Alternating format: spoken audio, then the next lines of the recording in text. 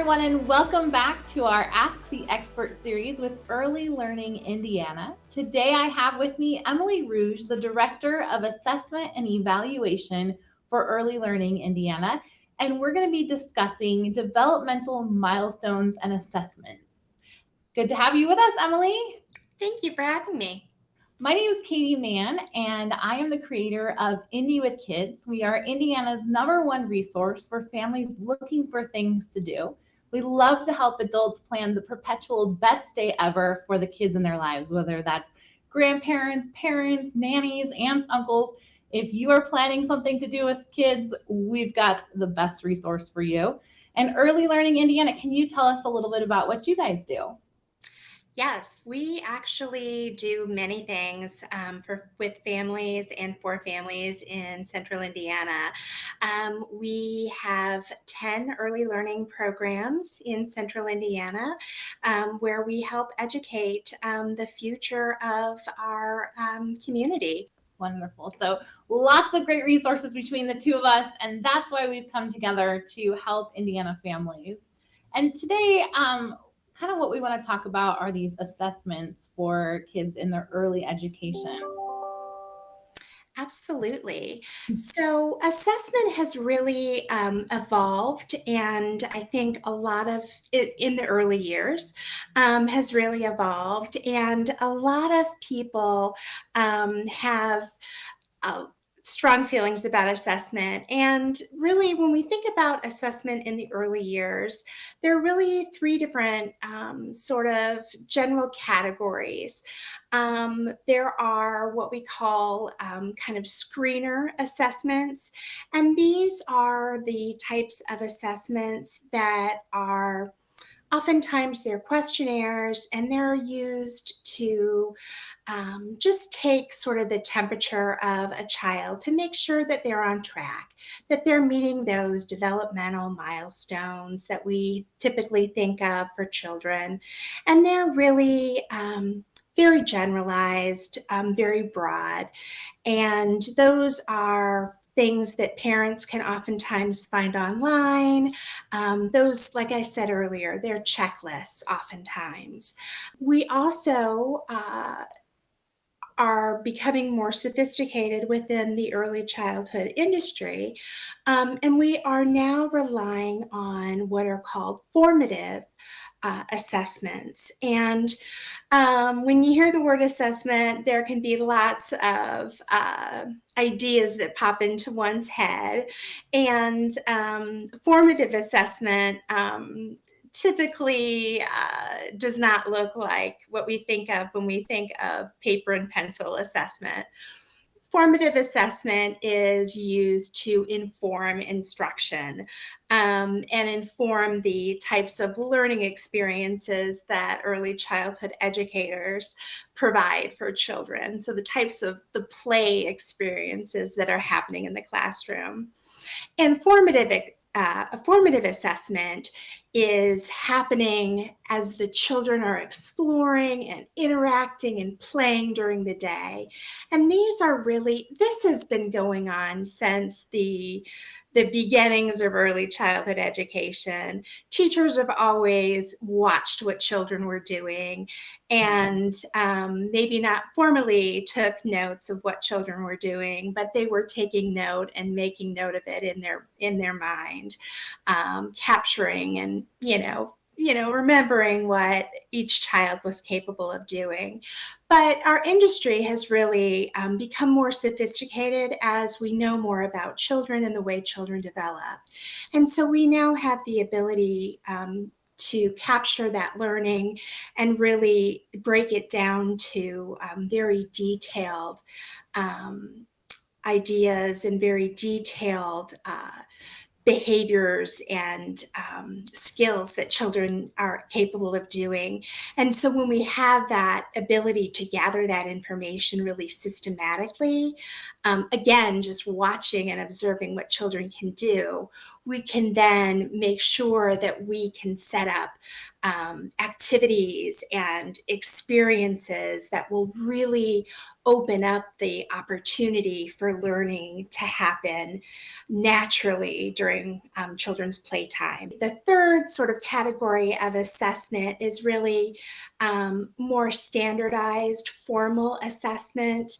And that is reserved for very discrete opportunities. And that is utilized, as I said, very seldom do we utilize that in early childhood. But oftentimes that is something that happens at the end of a course of study. So in Indiana, we have the kindergarten readiness indicators, or the KRI, that happens for the On My Way pre-K students at the end of their pre-K year.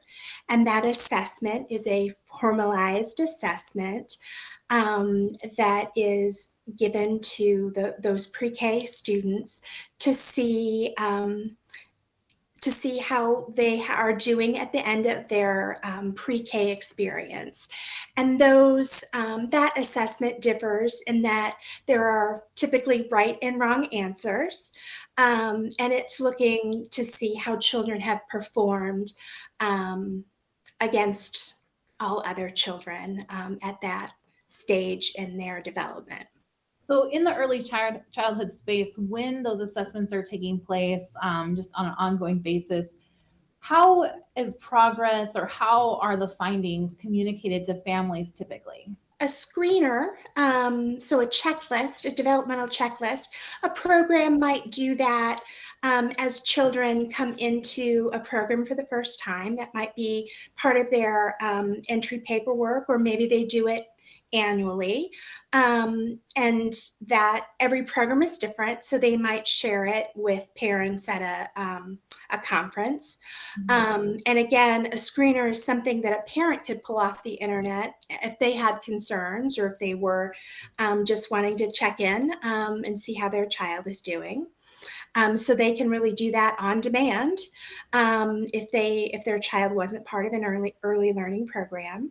Formative assessment is really the only assessment out of the three that is an ongoing is the ongoing assessment.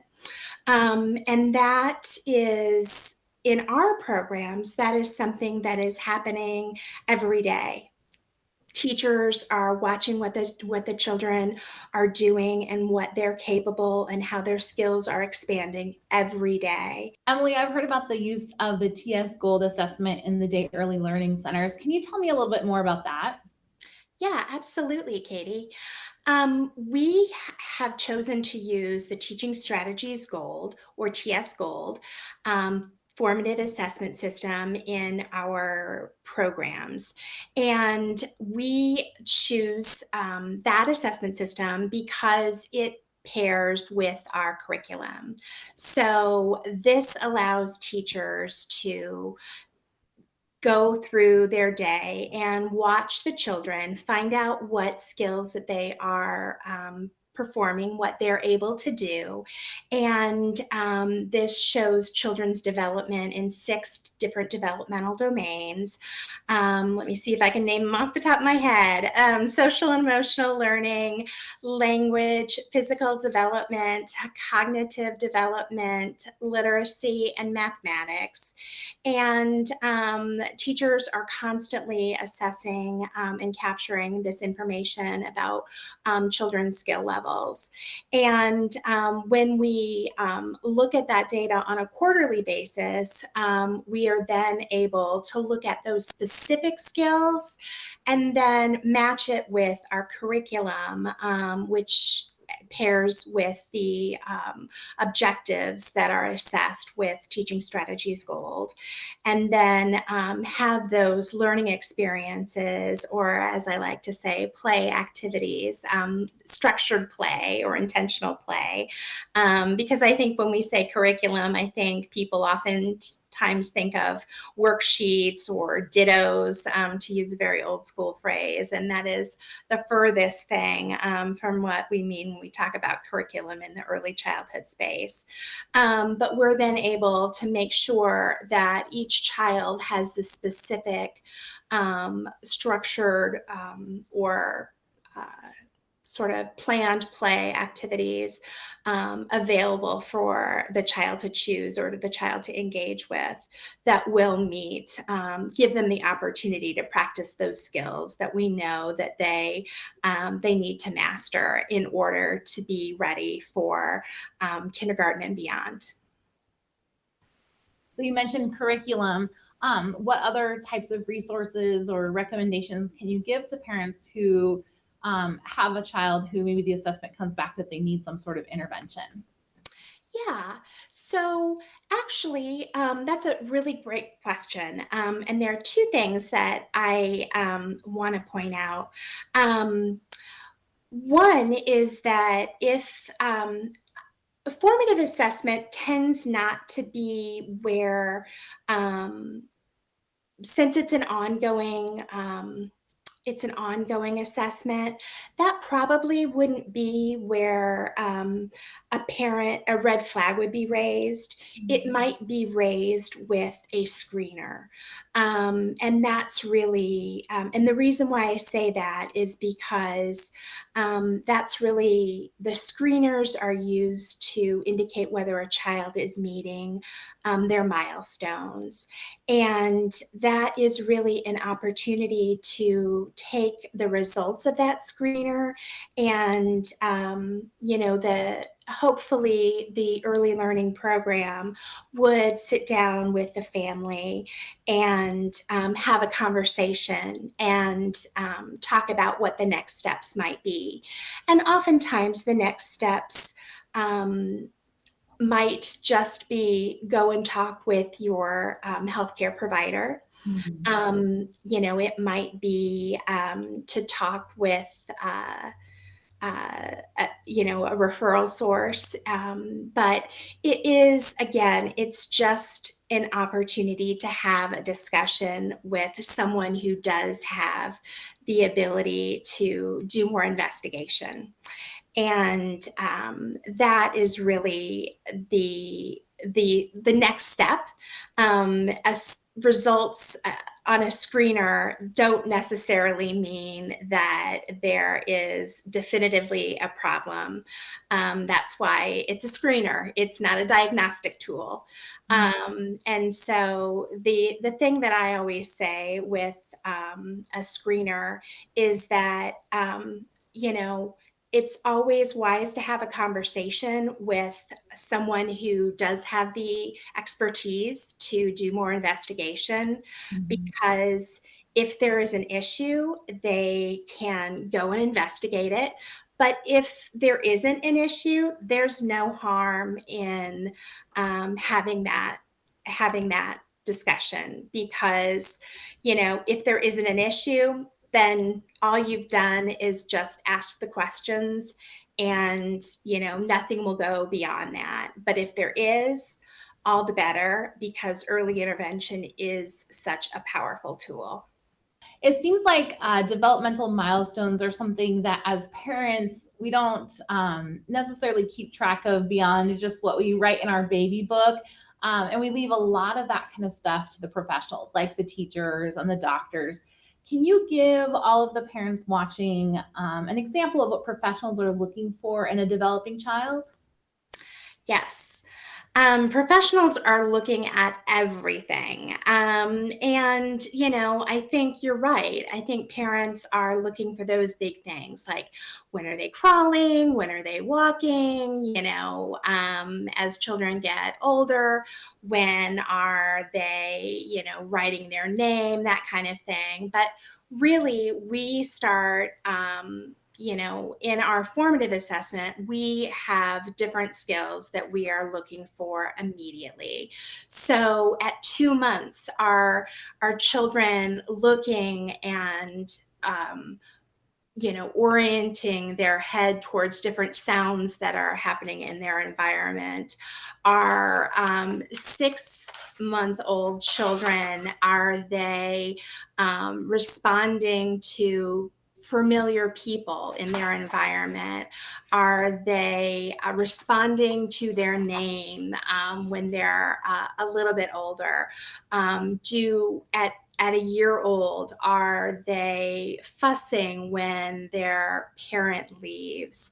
Are they able to point to familiar objects? So if you have a book, are they able to point to the ball or something that they're familiar with? For a 2-year-old, children are starting to have lots of big emotions.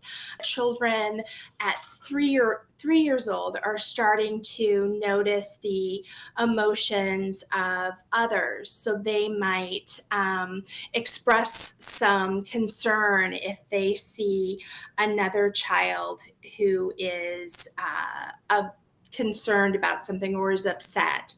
That might impact a 3-year-old.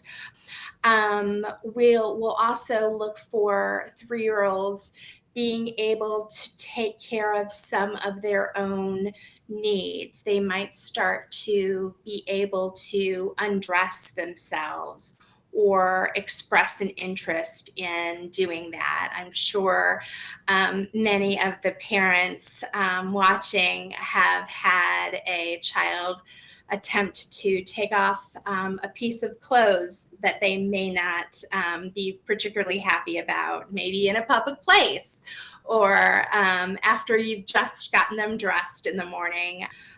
Thinking about 4-year-olds, they start to come online with make-believe play. So you'll see children at this age playing house.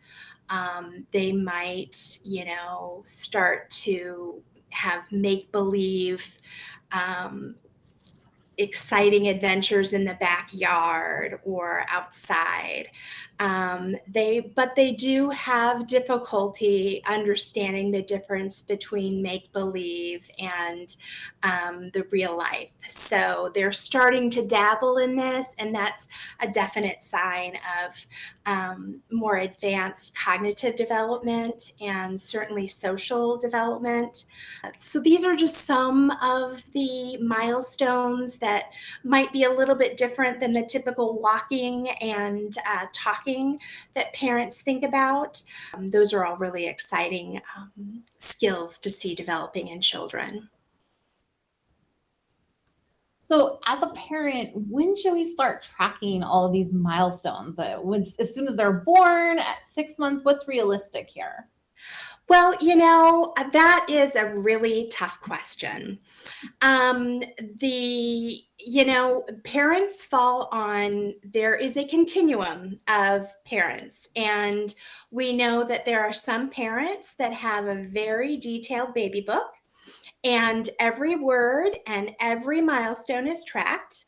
And then we know that there are some parents, like my mom, who, as someone who was a child development major, I was very interested in when I did all of my milestones, and I was not the first child. So my mom had other things going on, and most of my milestones did not get tracked. So I am certainly not one to prescribe a way or what parents should do for tracking milestones. But I would certainly advise parents that there are resources out there if they want to be the type of parent that is on top of their child's development at every turn. The CDC has a fabulous milestone tracker app that you can download to your smartphone. And it starts at 2 months old, and you can track to see if your baby is smiling. It allows you to put your baby's birth date in, and there's a correction if your child is premature. And it will walk you through questions at all sorts of different ages. So there is that if parents want to go that route.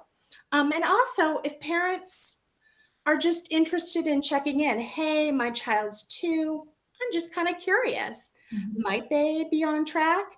You can also use this milestone app for that as well, because like I said, they have it for they have multiple questionnaires, more at the below age 1, and then it goes yearly after 18 months. But that's certainly one way, just to kind of do a temperature check to see if things are on track. And sometimes if you want to know that your child is on track, and this is something that you want some external validation, maybe your second child is different than your first child, this is a great way to do that. And if there is something that seems amiss, certainly go and see your healthcare provider.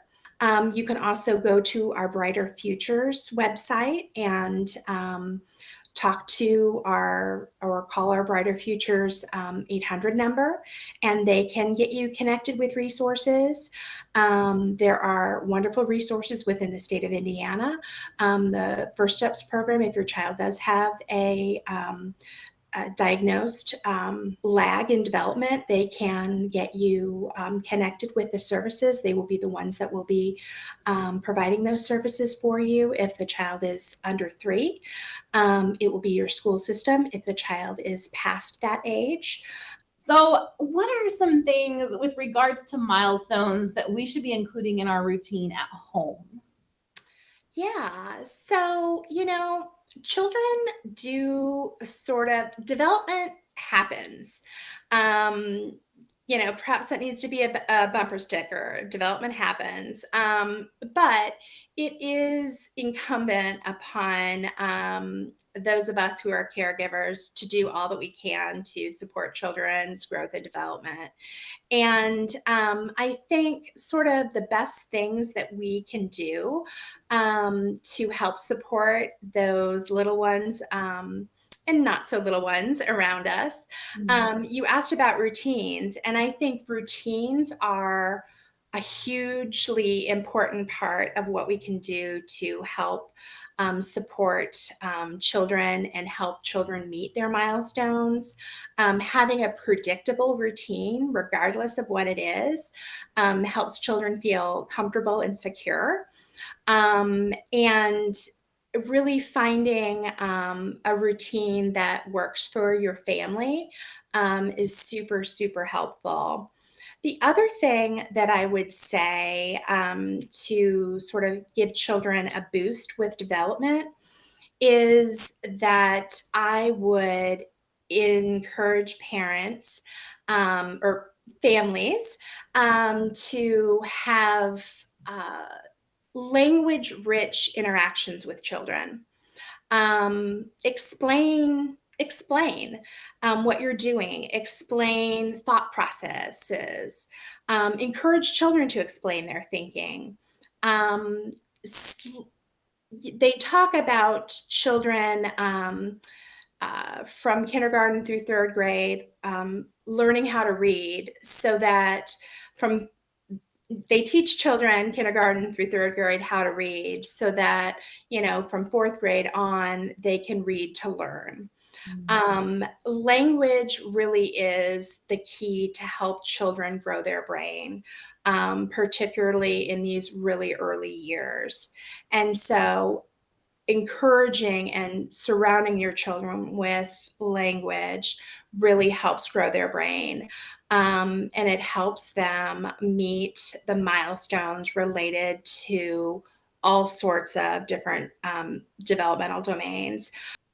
Emily, thank you so much for sharing all your expertise with us today. Where can people find more information? Thanks, Katie. You can find more information at Early Learning Indiana's website, which is earlylearningin.org. Great. And thank you to all of you guys for tuning in.